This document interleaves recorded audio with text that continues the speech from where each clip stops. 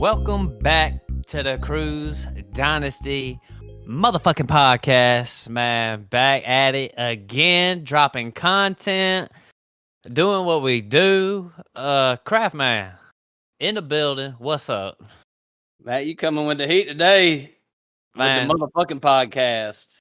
You got that going. That means you had a couple beers, but I'm ready to start this thing off. Hit it quick at like 140 miles per hour. You know what I mean? On God, bro. For real. Man, I tell you what, I was huge on my man Addison, and I know you and our RB Whisper y'all talk about how y'all didn't like those guys who were what I think at the draft he was like all about money and shit, and I was telling you like for fantasy I don't give a damn, but this dude, he's just young and acting like an idiot. I'm just being honest. Driving around. At least he was sober, I guess. That's the only thing. Yeah. I mean, you imagine being shit hammered going 140.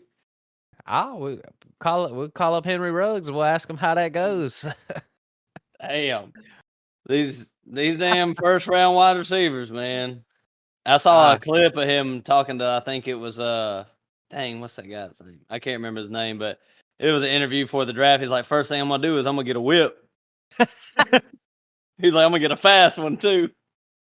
Oh Lord, man. Here's some advice for all you youngins out there. Man, just go to the gym and just work hard and play ball. Quit acting like a fool and stuff. Cause I'm gonna be real, I was young and dumb too, but I don't know if I was 140 miles per hour dumb though. But I ain't never been that fast. I ain't trying to go that fast neither. Even before I had kids, I ain't trying to go that fast. Right, man. Shoot, true story, real quick. When I was 19 years old, I was going 87 at a 55, and they tried to suspend my license and everything. I've been driving the speed limit for 11 years now, 10 years now, so I'm never speeding now. Might go 5 over maybe. But shoot, Kraft, really, I'm just super excited to talk some fantasy tonight, man. That's what I look forward to the most. Hopping on the pod. I just love doing this shit. Tonight, we're talking wide receivers. Me and Kraft, we've been breaking down, really just digging into the numbers. We did it with quarterbacks. We did it with running backs, and here we are on to wide receivers because we know y'all love some wide receivers. So we just breaking it down. Kraft did a lot of research. I read a lot of articles. But shoot, Kraft, before we go on, D-Hop goes to Tennessee. How you feeling? I mean, I feel fine. It's not like it would have been if he went to the Bills. The Chiefs was probably the best landing spot, but with the Bills, Stephon Diggs would have been there. They would have been sharing a little work. So Browns? Yeah, I mean, you still got Cooper there. So I think it'd be better, but he went to a place with a lot less competition, but a lot worse quarterback play. But he's always played with bad quarterbacks. Yeah. So I think he's going to be fine. And my main takeaway was right when he signed, everybody was like, sell Burks, sell Treylon Burks. I was like, nah, go buy Treylon Burks. Because I really think that Burks is more of them. He can probably play in the role that he's intended to. I never really seen Treylon Burks as a possession, 150 targets type receiver. That's just not the way he's built. So I think he can, be put into a better role where he can hit up the seams and yards after catch kind of guy, like the Quentin Johnston type, where you just want to get the ball in his hands and get him going. But as far as the great route runner that's just going to get open all the time, I just never seen that. And that's why I was down on Burks more than others before D-Hop came. But I'm actually higher on him now than I was. Yeah, to me, I'm with you on Burks. Like, I didn't really think You know what? It's just crazy. I just been kind of buying into Burks this year, so I've been getting him a lot of best ball. I don't think this really hurts Burks at all.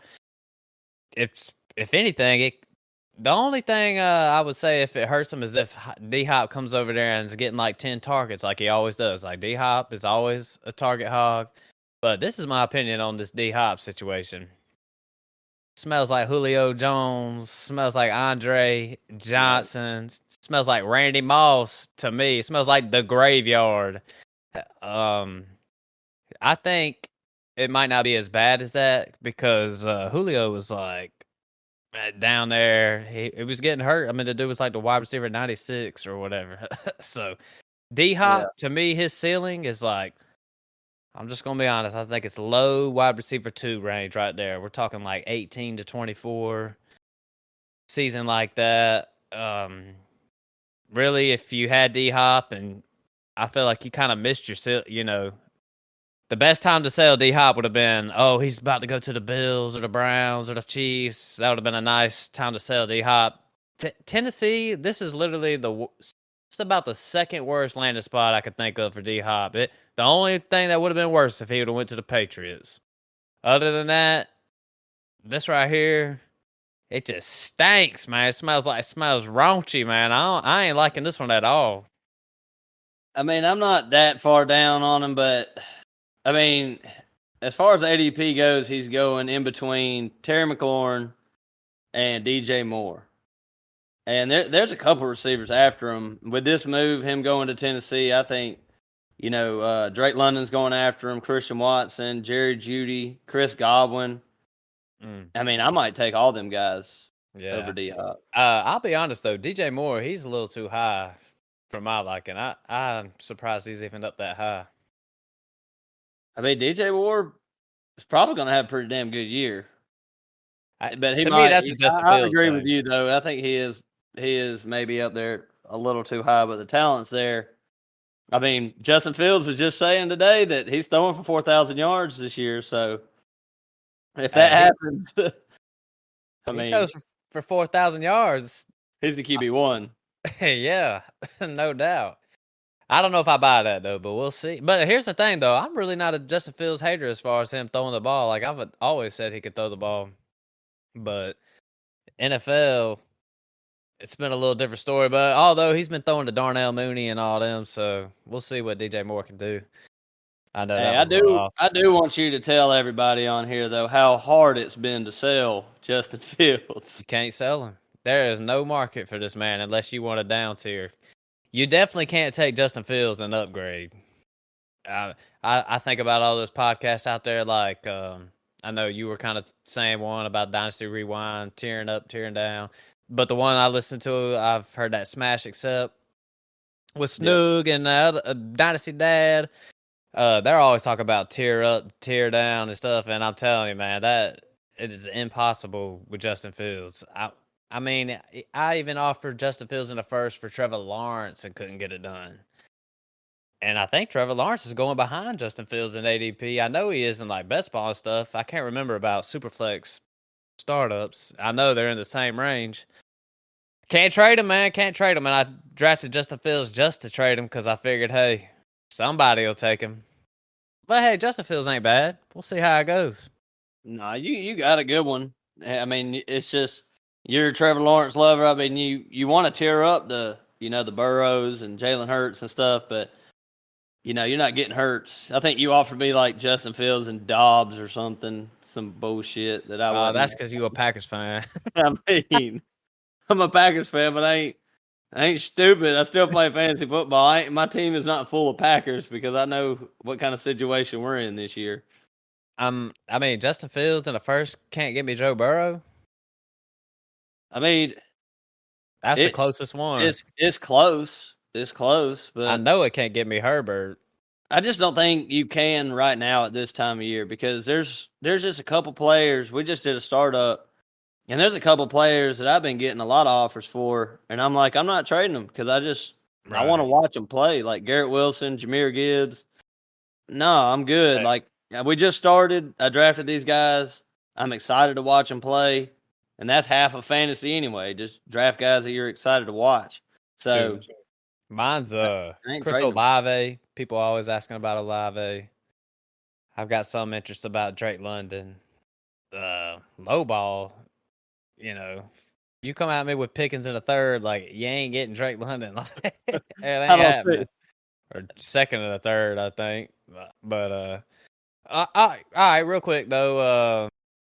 James Robinson to the Giants does anything for you? No, nothing. That's kind of What like a about safety. What about as far as Saquon goes? Does that mean I think anything to you?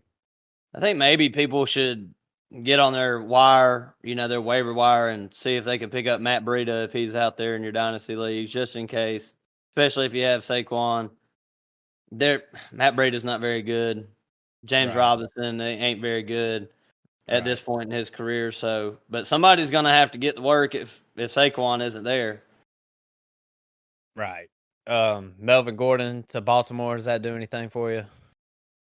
I mean, like we were talking for the episode, Dobbins got put on the pup. That's what Sleeper said anyway. I hadn't seen a whole lot of news on it, but it just coincided with the Melvin Gordon signing. So I'm not sure about Dobbins. I ain't freaking out about it. I got Dobbins everywhere, so I'm just Yeah. not gonna freak out about it. I'm not gonna go sell him or nothing like that right now.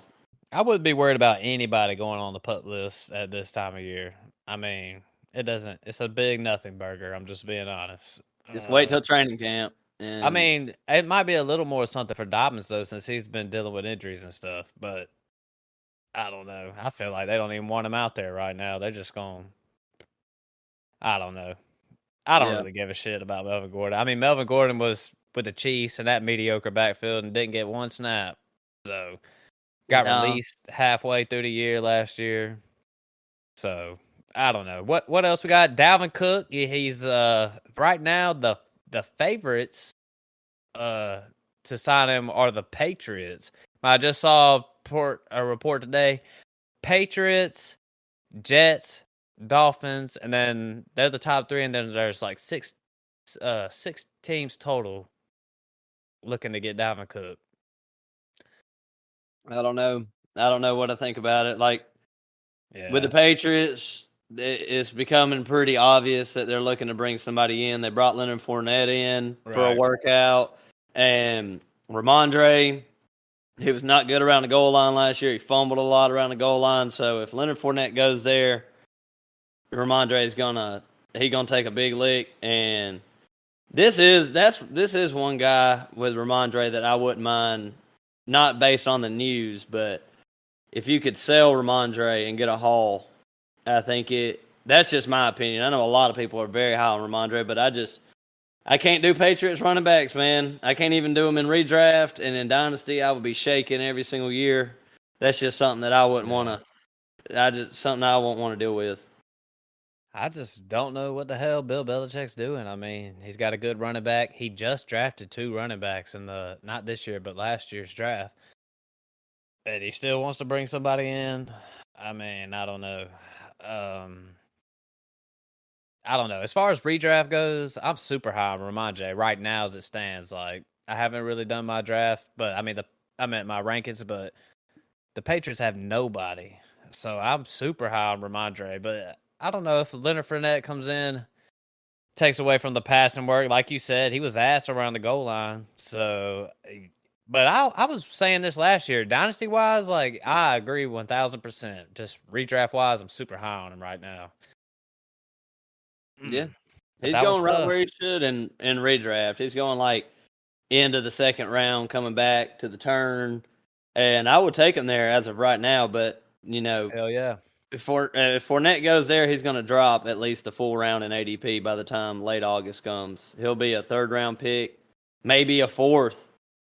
If Fournette comes, I don't think he'll go. If he is going there in that second, I'm not doing it. If Fournette comes, Any more news, Crab? Or is that about it? Jordison? no. Oh, we already talked about him. Now there is one thing that I wanted to say though. We were talking about before we get on receivers. You were talking about somebody offering you Pickens in a third for A Drake second and a London, third. a Second and a second and third. a third.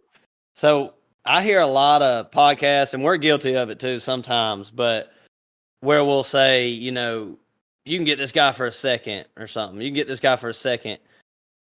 99% of the time, you can't really get anything for a fucking second rounder. Like, you're not getting any decent player. Like, I heard so many podcasts, like, go get Elijah Moore for a second. That shit ain't happening. You're not getting Elijah Moore for a second. Yeah.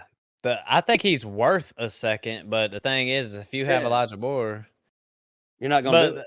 yeah, it's like you might if you're just getting a second, you might as well just ride it out and see what happens in Cleveland. Yeah. But if you get 2 seconds, to me that switches it up. Like that's the thing. If there's a deal with seconds, I find that 2 seconds seems to work a little more often. Yeah. I I've mean, done multiple deals like that. Heck, did a deal the other day with 3 seconds. It was just 3 seconds. So I'm with you. 1 second don't do shit unless it's like, even lower player that you're just gonna take a shot on. You know what I'm saying? I think they're Can't really. meant for like veterans that could, like, the thing with like Elijah Moore is he's in a new situation. There's some hype going around him, like new quarterback, still young, but I think seconds would be mainly used for like just veteran players who could be a wide receiver 3 or a flex for your lineup at the end of the year, like, like a Van Jefferson or something. If he's having a Yeah. decent year, you know what I mean? Yeah. Like somebody Yeah. who's been in the league and he's like a flex option for the week. That's kind of what seconds go for, and they're really just butter on the top if you want to get a deal done. That's the way I see them seconds and thirds. It's just like just throw it in Yeah. there if you really want a guy. Shout out to Akil. He's always talking about seconds don't matter and stuff, but then he ain't afraid to offer you a second. He'll throw them seconds out there. But I never say seconds are worthless though, because like some people just act like seconds just ain't shit, and I'm like, I ain't gonna say that because I'll definitely take some seconds because you could take seconds and turn them around. Like there's not there's some people out there like us that are just like dynasty or fantasy football just addicts and shit like that. But there's other people that are just a little more casual. Those second round picks their way. You know what I'm saying? Yeah, I guess, but I've come to see, and I'm guilty of it. Like when you're newer to Dynasty, you don't care about picks as much. It's the Right. ones who've been playing Dynasty for a long time who really value their picks. I've done traded both of my 25 first. It's done. Still got my 24 first, but I'm Yeah. thinking to myself, I got a lot of time. I can make up that 25 at some point. I'm with you, man. I'm with you. So, man, let's really get down in here and let's dig deep. Wide receivers. Heck, I don't even know. I know we talked on the phone earlier, but you did some research. I did some research. Mine's mostly about draft capital. I've been kind of staying on that draft capital because I've always, you did it with the quarterbacks. You pretty much told me if they're hitting and what not. I kind of went through with the running backs. With wide receivers, I read a few articles on draft capital, and I'll just be honest. We haven't dug into tight ends yet, but Kraft, I'm telling you, I was, I was kind of throwing this theory out there, especially with running backs, that draft capital might not be about to matter. And I still ain't giving up on that. In 5 years for running backs, I'm going to come back and look again and just see if draft capital really matters with these guys. But I'm telling you, up to this point, draft capital is the most important thing. There's nothing more important than draft capital out there. Except for Yep. when I was reading articles, the second most important thing is production in college when you're trying to draft these guys in your rookie drafts, which me and you kind of been on that. Like those guys that run the 40 real fast and are jumping real high and shit, that don't mean shit. I'm just being honest. So Yeah, it's kind of like what's his name went to the Rams from TCU. Is it Zach Evans? Is that yeah, Zach Evans? I don't know if I got his last name, but Zach Evans was like a 5-star recruit out of high school. He was the more talented back coming into TCU, and Kendra Miller just outperformed him in college. And now right. Kendra Miller's like a 3rd-round pick, and Zach Evans is going in the 7th round, 6th round, wherever he went. So, yeah, college production is huge. So you want me to go ahead and go first, man? What I found out on these wide receivers. Yeah, I'm ready to get started on these wide receivers. I love All me right. some wide receivers. All right, so real quick, I basically did draft capital. I read articles. I did a little redraft research and dynasty. So the redraft, a little more simple, and I'll just go through this one real quick. And I just looked up on Fantasy Pros on what the deal is with these. When you draft rookie wide receivers, because heck, I've been doing a lot of best ball, and these rookie wide receivers they cross your path. And I'll be honest, like when it comes to wide receivers, like I just don't really want to draft them. And redraft slash best ball situations, but this is just what I came upon because everybody wants to go out there and get a fucking Justin Jefferson and Jamar Chase, and the reality of it is those guys are just outliers, and they just happen to be in back to back years, so it's just crazy. But Yeah. everybody thinks you could just go and get them. I mean, But you had Garrett Wilson and Olave come in right after him though, and put up yeah. massive rookie years. So it's just becoming a trend now. All right, so since 2013, and this is for your rookie season, there have been 42 wide receivers drafted in the first round. So, this is a sample size of 42, and the average targets is 75. So you get 75 average targets, and basically that adds up to there's a 7% chance that you can finish with a wide receiver one season, a 26% chance to finish with a wide receiver two season, and then a 32% chance to finish with a wide receiver three. So to me, it's like there's really no point in avoiding rookie wide receivers drafted in the first round. I, I think, but I just really wouldn't be expecting these little outlier years. But heck, if I can get like, I wouldn't be exactly avoiding. Well, I was saying Addison, but I wouldn't avoid Addison. I wouldn't avoid Quentin Johnson. I wouldn't even avoid Zay Flowers. Who's the other one? JSN. It's funny he Yeah. was drafted the highest, but I feel least confident in it for his rookie season and him than the other three. But I don't know. I mean, what you think about that right there? So in redraft, you're saying there's like a 20 something percent chance that they're drafted in round one that they can finish as wide receiver two. 26%. 26% chance. So a 7% wide receiver one. I mean, in most of your redraft settings, like these guys, your Jordan Addison, Quentin Johnson, they're going as wide receiver twos right now.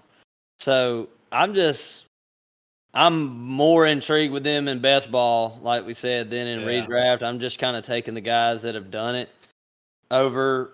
I mean, Addison, I feel like, I don't know. I just feel like the whole industry, plus myself, just thinks he's safe as could be with Justin Jefferson on the other side. Yeah. So I'm not really against taking Addison, but like Quentin Johnston's going to have an injury to occur for him to really step up into that wide receiver two role. And, in Jigba, in redraft, I don't see it, but in Dynasty, he's still probably my number one that I Right. would take over all of them because of the talent. I just like his talent, and Tyler Lockett's getting a little older, and they can move on pretty quick from that. Yep. So, So, as far as second round wide receivers go, there were 50 drafted since 2013, and they average about 60 targets a year, these guys. So, you got a 3% chance of a wide receiver 1 year, 9% chance of a wide receiver 2 year, and a 26% chance of a wide receiver 23 year. So, basically, it goes on like that. You go through third round guys, fourth round guys, fifth year guys. They're not finishing as wide receiver ones in their rookie years. I mean, there's literally a 0% chance all that happens. So basically, the conclusion is when it comes to redraft, best ball, all that good stuff, I would just really just try to draft these guys that are going in the first round. These guys that are going in the second round right here, they're literally shots in the dark. They're as much as a shot in the dark as like a second round rookie draft pick. You know what I'm saying? Like yeah. they don't hit. And so as far as rookie season goes for these wide receivers, I'll draft these first round wide receivers and take a shot at them. But the thing is when I'm looking at these ADPs, their ADPs are kind of high. So if one drops to me at a certain spot, I would be willing to take one of these guys. What do you say? I mean, I've been with you the whole step of the way because I've always believed that draft capital was the main culprit of if a player is going to be good or not and get the opportunity that he's supposed to get. Because not only is it draft capital, it's the money that they're paying him for a first round pick. So follow the money in the NFL. If a player is getting paid more than the other or drafted higher than the other, they're going to get a lot more opportunities. It's like a fourth round wide receiver getting drafted is probably safe for his rookie year. And if he doesn't perform after his rookie year, then it's a 50-50 chance he even makes the roster. Right. But, I mean, you see like a Denzel Mims. He was drafted in the first round. He's been on rosters over and over and over again. He finally just got cut. But if he was a fourth round, fifth round guy, he'd be playing in the XFL right now. Right. Agreed. So that just moves me over to this dynasty research, and I read. I'm not gonna even remotely take credit for this research right here because I've been doing a lot of reading. I didn't really have time to do my own research this past week. So I found this one on Reddit by a guy named DC Professor, and I'm gonna put the link in the bio and everything. It can't be plagiarizing, but he did the work, and was just reading through what kind of work he did, and basically he goes all the way back to 2001 talking about draft capital. So we got a huge sample size, and when I read this, I was like, I mean, heck, I was already convinced that draft capital matters, but this right here just sums it all up. So this is dynasty, right? So if you're a top 15 pick, that means that you have an 18% chance of finishing with multiple top 12 finishes within the first 3 years. All right, so if you have a 29% chance of being a multi-year starter. And a multi-year starter, he defines that as multiple seasons as a top 36 finish in the first 3 years. So he's not saying you're a multi-year starter in the NFL. He's talking about literally your Yeah. lineups in fantasy. You got a 26% chance of being a 1-year starter. That's one season in the top 36 wide receiver within the first 3 years. And then a bust. You got a 29% chance of being a bust, which is obviously the lowest. But let me keep going, Kraft. If you're a pick 16 through 32, which I think all four of those guys went last year. I'm questioning JSN, though. You sure he didn't go in the top You just, 15? you just keep on with what you got going on, and I'll look it up right quick because All I right. just he was Well, close. regardless, majority of those receivers, I know at least Quentin, Addison, Zay, they went back to back to back. So if you're a pick 16 through 32, you have 11% chance of being a stud. That's chances of multiple top 12 finishes. You got a 22% chance of being a multi-year starter. You got a 30% chance of being a 1-year starter and a 37% chance of being a bust. So basically, it checks out. All these you want these first round guys for sure. But you really want these top 15 first round guys. And in 2022, they were getting drafted like crazy. I mean, Drake Jameson, Drake London, London, Garrett Lave. Wilson, heck, Dotson was like 11th. Olave, they traded up to get Olave. I mean, all these guys were going in the top 15ish or whatever. I really can't remember. But let me just go on a little bit further. I know it's a lot of reading, but second round picks, you got a 5% chance of multiple top 12 finishes, 16% chance of being a multi-year starter, 19% chance of being a 1-year starter, and a 59% chance of being a bust. And then I just want to read third years real quick. Third round picks, 1% chance of multiple top 12 finishes, 15% chance of being a multi-year starter, 7% chance of being a 1-year starter, and an 86% bust. Ooh. So basically, because I know those numbers sound bad, 86% chance of being a bust, but real quick, Kraft, it rounds. But when you're drafting them guys, like in your rookie draft, you're really just taking a shot in the Right. dark anyway. Them guys get drafted that late is like a third, fourth round rookie pick. Yeah, so fourth round and below, I mean, it's pretty much impossible. 0% chance of being a stud, and there's only one guy who has a chance. That's Amon Ra. Basically, there's somebody who did it in the 5th round. You got a 1% chance in the 6th, 1% chance in the 7th. Like, I know we talked about it. Stephon Diggs had done it in this part. So, Dynasty. When it comes to Dynasty, like I said in redraft, I really just want first round wide receivers. When it comes to Dynasty, you really want these guys in the first 3 rounds, and really, realistically, you want them in the first 2 rounds. But guys definitely have success 3rd round wide receivers. 4th and below, that shit ain't happening. Like Amon-Ra, Stephon Diggs, like those guys are outliers. Just like the same thing what I was saying about Aaron Jones and Austin Eckler. That shit don't happen. That shit never fucking happens hardly. So when it comes to Dynasty, draft capital, it fucking matters. No matter how much I wanted to fight it and just believe that it doesn't matter, it does matter.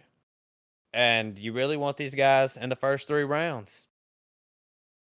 Every time, every position, you want that high draft capital. I guess what I take from this and what moves I would make in Dynasty would be to anytime there's some training camp hype, maybe about these guys, if you're a numbers guy, maybe try to sell on that. Maybe try, if you drafted this guy in the 3rd round of your rookie draft, and say it's like Puka Nacua or something like that for the Rams. You draft him in your 3rd round of your rookie draft, and he gets a lot of hype in training camp. Maybe try to sell him for a 2nd round rookie draft next year, and see if you can, tear up a little bit. And I mean, God forbid you miss out on Amon-Ra St. Brown, but I mean, if you're sitting there telling me it's a 86% bust rate, just a bust rate, not even counting in just a top 36 receiver, which adds up to probably 95%. And I mean, a top 36 receiver ain't really doing it for you in your lineup. So, I feel like for depth purposes, it does. Yeah.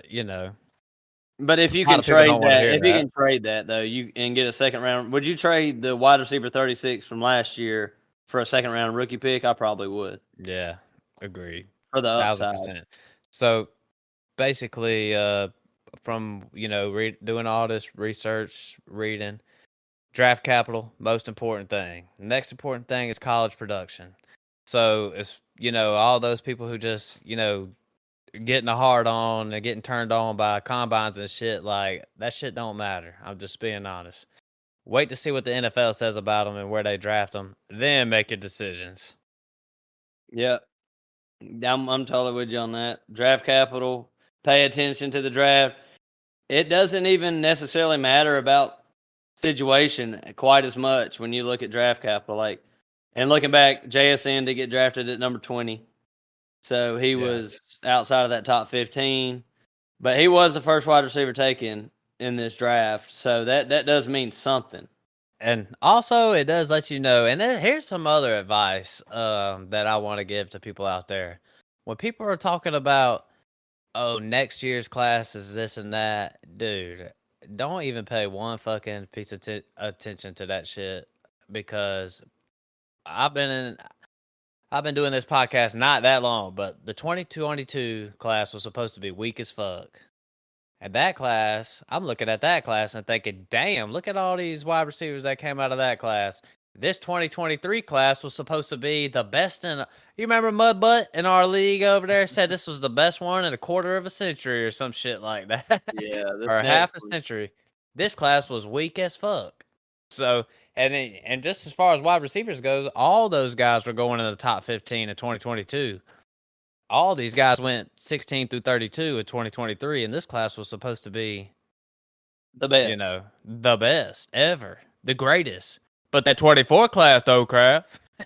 I mean, they killed me talking about Caleb Williams this earlier. I mean, he looks like a beast. He looks great, but also he might pull a Will Levis or something. Right. He might go out there and just shit the bed, because they got to play with different players in college every single year, and the system's going to be different, and defense is going to figure them out. So you just can't predict this that early. I mean, I definitely wouldn't go into a season saying I'm tanking for a specific player. Like, I think there's, me and you, we don't really like the the rebuild type stuff. Like, but you could convince me on 1 year punts, and you could convince me there's times to sell. Like, there's times to sell, but I just am not going into a season saying, oh man, Caleb Williams, oh, this 24 class, Marvin Harrison, bro.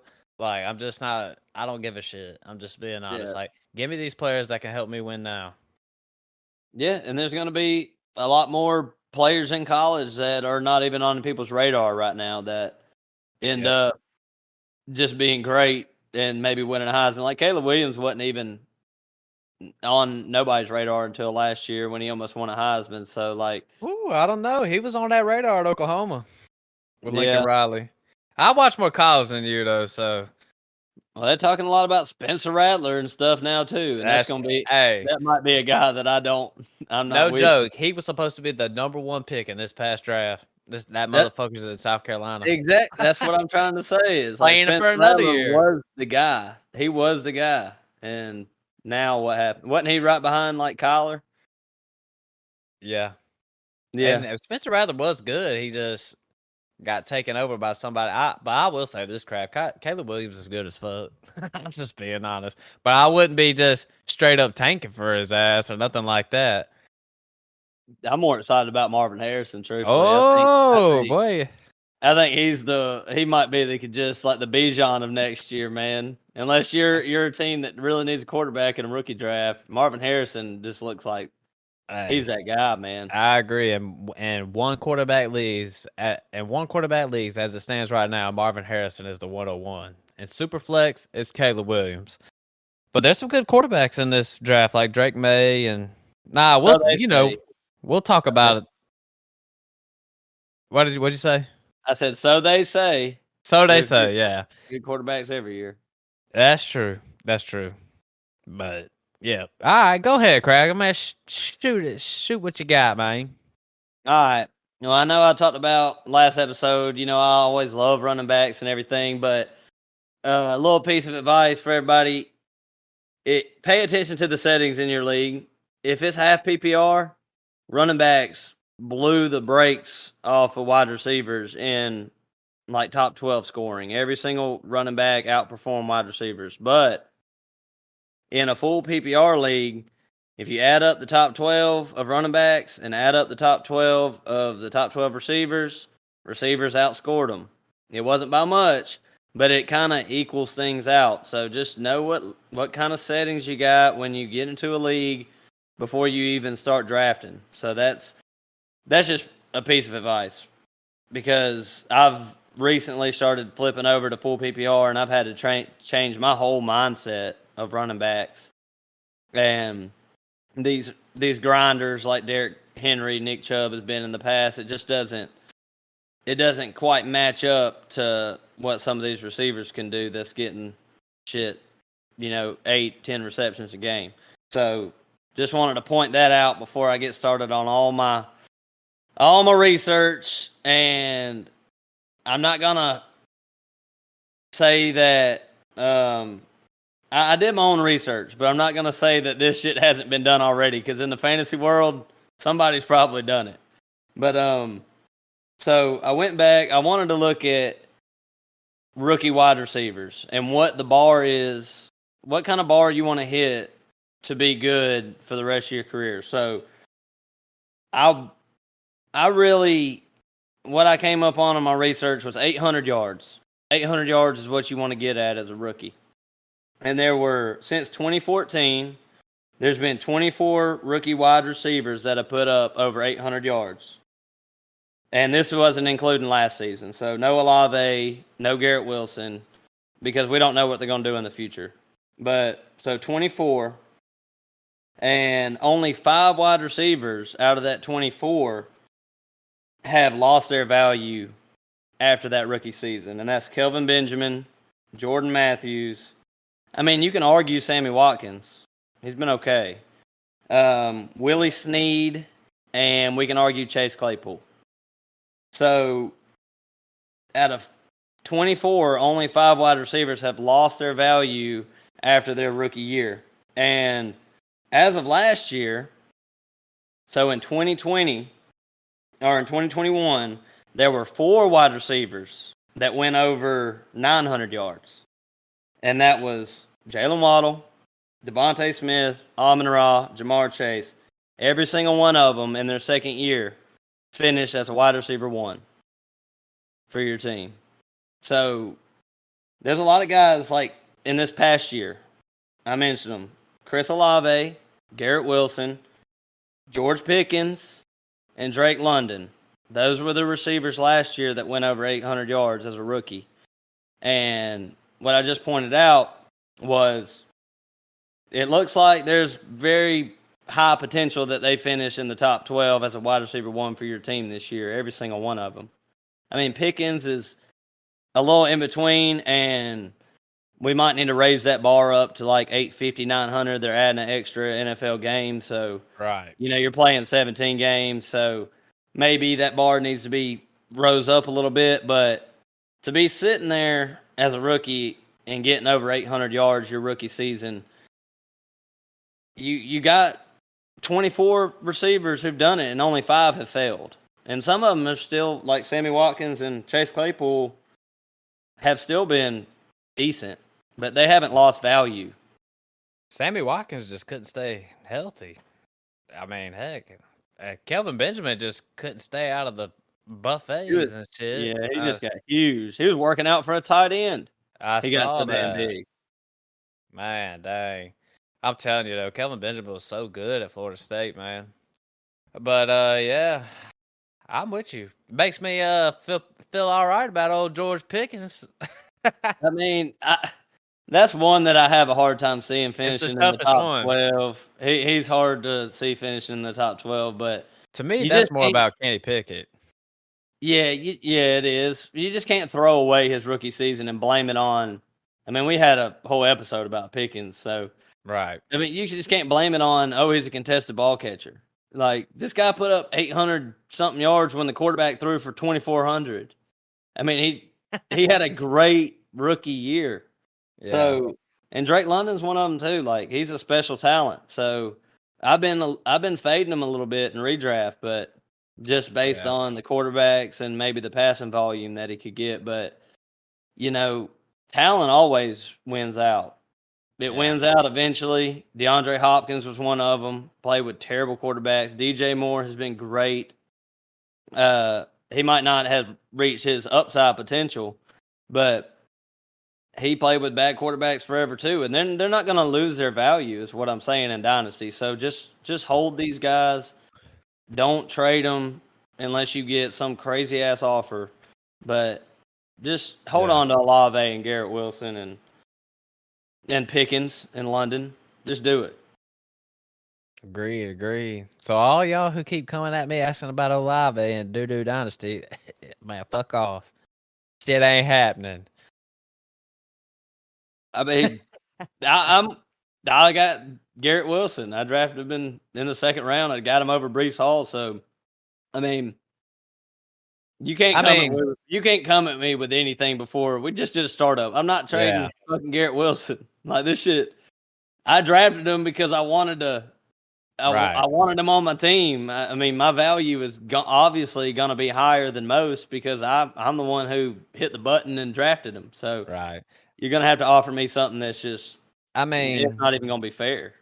Everybody's tradable, but right after a startup, you could just miss me with that shit. Although I'm saying this and I've been trying to ship off Justin Fields for a couple months now, but you have. You have. It is what it is. You know what? All y'all in Doo Dynasty, man, forget y'all. You can't get him now.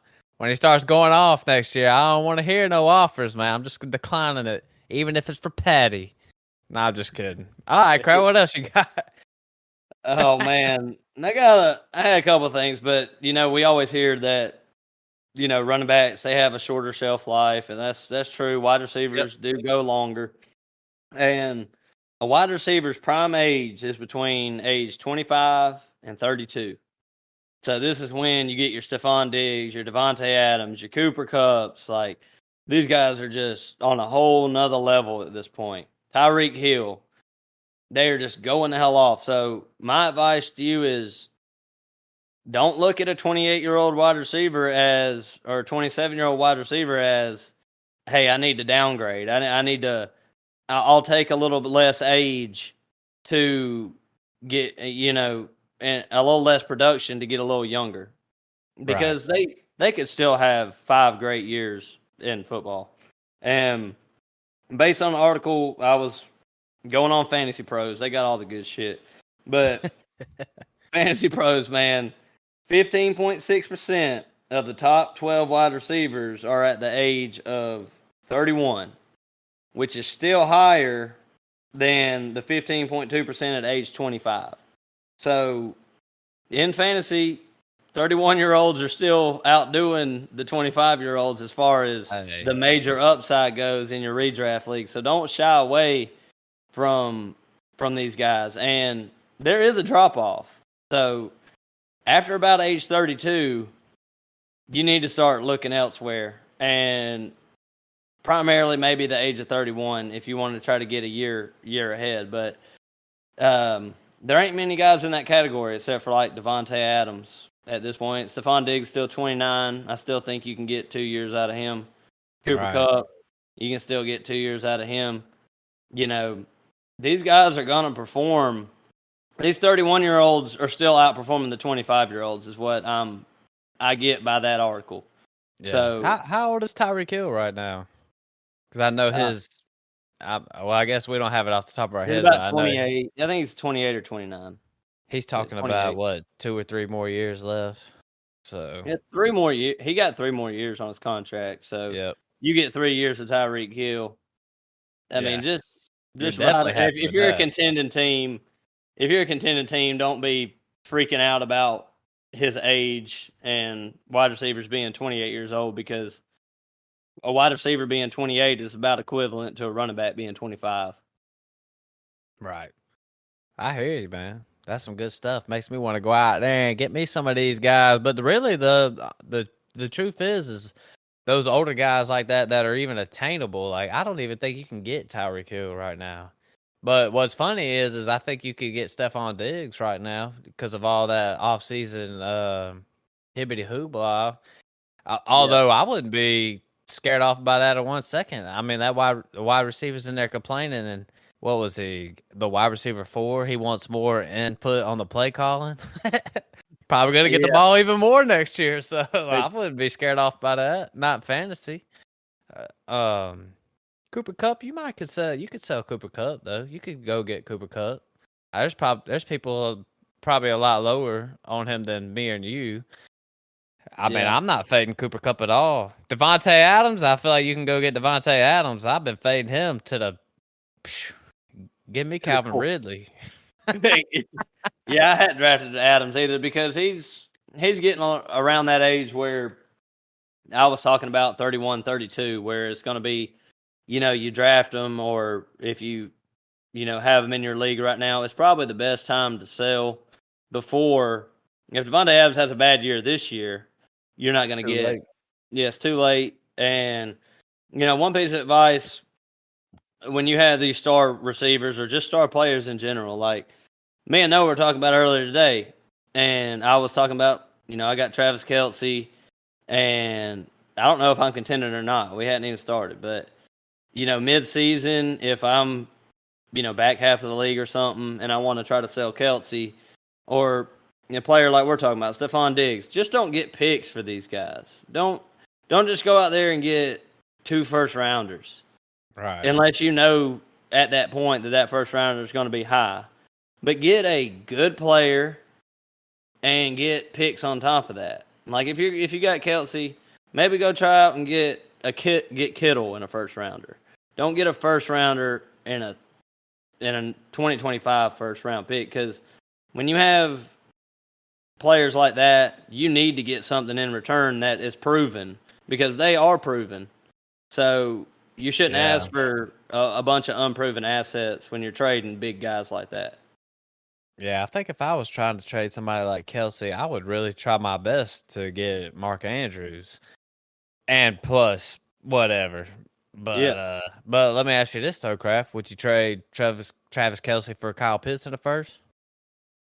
I mean, it just it really depends on it where your team is at. On if you've been in the league for a while and you're struggling, hell yeah, I would do that if I knew I was in the bottom half of the league. But if I thought that I could make the playoffs, I'm Right. gonna hold on to Kelsey and go for the Yeah. championship because I I'm I'm not a on. fan of that. We're gonna have to do some episodes about holding the bag on these old guys because I see some of these old guys and I'm just like Travis Kelsey. I feel like I'd probably just hold it. I mean, and then whenever it comes and it's over with, it's just over with because all these Yeah, tight ends are so ass. Cooper Cup, I kind of feel the same way about him. Like his production has been so fucking great. Even when he declines, he's still gonna be up there. So it's like I don't know if I'd even mind holding the bag on somebody like Cooper Cup, Tyreek Hill. I'll just ride it yeah, out till he retires. We got to do an episode on that. yeah. And it's just a tough ass decision of like when you're midway through the year and you're fighting for a playoff spot, like you think you're gonna fit in right there at that cutoff. I mean, it's hard to just say I'm gonna sell these guys, Right. instead of because you're just giving up. Like, I'm gonna be the number 6 seed. I might as Uh, well just fucking give up my good players, and because I don't think I'm gonna win the championship. But if you're gonna man, make the playoffs, just ride it out and try. I got a perfect example of that. My brother. I mean, there was like 8 or 9 of us competing for playoff spots last year in the 10-man league. That's the home league. My brother early in the year was offered Melvin Gordon and 2 23 first round picks. And he was like, I just can't do it because not that Melvin Gordon's any good, but you get 2 first round. Now you're sitting here like, damn, I wish I would have traded Leonard Fournette for them 2 first rounders. It's For just sure. it's a tough decision when you're in the middle of the year, but hey, you know what? When you think about it, just from a competition standpoint, like I wouldn't mind just sending some shit out there and see if I could take these contenders away. You know what I mean? See if they'll be willing to sell for some picks. Be like, Yeah. I'll take your players. That's just a strategy I for mean, in you've your seen home how I've league. done in this startup. I don't have a second or third rounder this year. I don't Like I have a don't either. I don't have a first rounder for next year. You know, and some of the trades I've made have been questionable, but when you when you really offer a trade out there, you know, it takes a lot to get it done. 95% of the trades that you offer are gonna get declined because Yeah. you're not always gonna start off at your best offer. It's kind of like me and Chris's trade with the Jahan Dotson. I offered him he told me he's not gonna give up a first for Dotson. So I move it back a year to 2025 first and give him a second. And everybody, most people are probably like, why would you do that? But, well, how the hell are you going to get Jahan Dotson in? I Right. mean, I don't know what trade regarding picks is going to get it done. And your bench players don't move the needle either. You ain't going to trade a Nico Collins or whoever Right. the hell else you got way down on your bench. It's not going to move the needle at all. Right. I agree. I'm with you 100%. Kraft, you got any more wide receiver breakdown numbers for us or Yeah, I got a couple things. I mean, on the last episode, we talked about running backs, how the rushing game has actually gone up in the past 10 years. right. And last year was a high. So going back, touch on that a little bit. Teams did throw less last year, and the wide receiver targets per game was at 37.9 targets per game. So that's a team combined. So that's Right. everybody. And that was the lowest since 2010. So they're just not throwing the ball quite as much right now with the defenses adjusting to trying to stop the big plays and everything else. Could this be cuz these quarterbacks are starting to run more? Could I mean, that that be it? could, yeah, that hurts receivers too, though. When quarterbacks are running more, but I don't know if it's a trend to stay. I think running backs are getting more involved in the passing game. That's a fact, and running backs that can catch the ball are getting drafted higher, like Jahmyr Gibbs. So that might take a lick on. Like I've been trying to buy Jameson Williams, but you know, with Jahmyr Gibbs coming in, catching balls out of the backfield, the Dolphins like to run a lot around the Lions like to run a lot around the goal line and stuff like that. I don't really know if it's the right decision or not to be going after somebody like that. I mean, I'm not saying I've been fading Jameson Williams, but like you said, Jahmyr Gibbs, Amon-Ra, I think it's just time for us to accept that Amon-Ra is just a good fucking football player. Yeah, I don't know, man.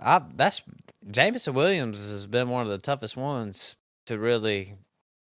I mean, does his style of play even fit with Jared Goff? Everybody's like, man, he had one catch, it was one touchdown. Like, yeah, motherfucker, like it was a busted coverage. The dude that didn't have anybody 30 yards around him. But I go don't back know. to your numbers. Jameson Williams was a top 15 pick. Right. He Ooh, just yeah. and I just throw away last year. I mean, I Yeah. was never expecting Same. him to do anything. He came off an ACL injury. What happened is exactly what I expected out of Jameson Williams last year. It didn't lower my value on him at all. And then he got a 6-game suspension. That hurts his value a little bit. I just think he's more of a buy right now. Yeah. He's definitely more of a buy than when he was drafted. Oh yeah, big time. I agree. And he was And super man, that's he was so good in college. kind of He's like the not Kyler situation, Kyler's going in like the 4th round in startups because of an ACL injury, which he could miss half the year, and Jameson I could mean, miss a quarter of the year. that college situation is that's just because people need to get off of that. People need to stop listening to the media and get off of Twitter and shit. No way that dude should be going in the back of the 4th round in the startup. I just laugh at that shit, man. I took him at the 2-3 or something. I mean, that felt like he was way too low just then. These people are just, I don't know, man. That one's just, I don't know. That one's just, Blows I your don't know. mind. It is mind blowing. I can't deny. I mean, damn, I had a whole debate with the crew or whatever. They had Daniel Jones ranked ahead of Kyler Murray. Like, what the fuck are y'all talking about? Oh, Lord. But, Same people that talk about upside, man. Same people that talk about upside. And Daniel Jones and Kyler Murray. There's a big difference there right. in upside. Crap, any more facts for us, man? No, man, that's about what I got on receivers. But like I said, I'm a running back guy, but it's in a full PPR league. It's about dead equal with these guys. I mean, half PPR, it kind of swings a little bit to the running back side, especially in the top 12. But wide receivers are they're kind of interchangeable in Dynasty. There's a lot more of them. There's a lot of hype. But with running backs, I mean, you just think about the last 2 years, or what running backs did we really have that were super duper high on as young running backs in Dynasty? I mean, it's like Brees Hall, Bijan, Kenneth Walker took a massive hit. Oh, And yeah. that's really about it with like the real young guys. But wide Jameer receivers, now. wide receivers you can just go on forever and ever. They're interchangeable, and usually when you're in a dynasty league, they're usually the ones that are getting traded the most. Yeah. I agree. I'm with you, man.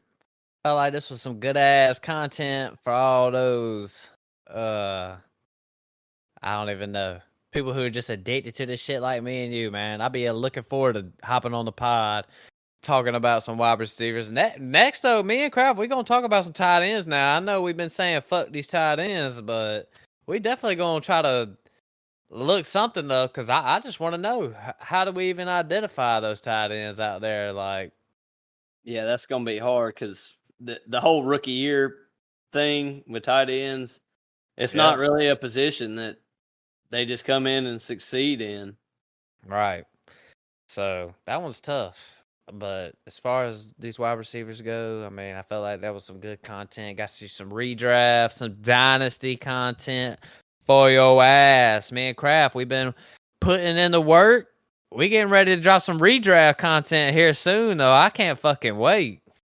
Yep, got a couple more episodes of Dynasty, and by August 1st, I'm sure we'll be into redraft mode sometime in August. breaking down these divisions or conference. We ain't decided. We'll do it. We'll break it down though. Give our good breakdowns while camp is going on and stuff like that. But other than that, Craft Man, you got any thing to say to our loyal fans out there? Just appreciate everybody for listening, man. Yep, man, facts, for real, for real. 100p. I ain't even go cap, Craft. About to exit out this podcast, man. So everybody out there, thanks for listening. Like the Craft Man said, this has been a good summer for us. But we out. Peace.